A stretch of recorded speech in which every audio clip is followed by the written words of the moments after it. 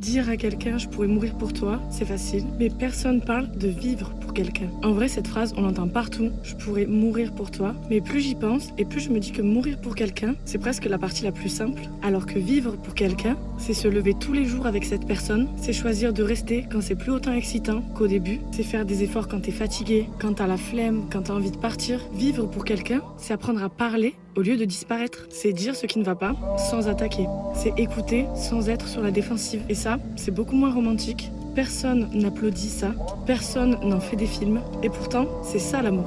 Aujourd'hui, on confond beaucoup trop l'intensité avec la profondeur. Tant que ça fait mal, tant que ça fait peur ou tant que ça brûle, on croit que c'est fort. Mais l'amour, c'est pas juste quelqu'un pour qui tu serais prêt à mourir. C'est quelqu'un pour qui t'es prêt à vivre mieux, à grandir, à changer, à faire des concessions. Parce que mourir pour quelqu'un, ça impressionne une fois, mais vivre pour quelqu'un, ça se prouve tous les jours. Et franchement, j'aimerais bien qu'on arrête de dire « je pourrais mourir pour toi » et qu'on commence plutôt à se dire « je choisis de rester, même quand c'est compliqué ». Parce que mourir, c'est un instant, alors que vivre pour quelqu'un, c'est tous les jours.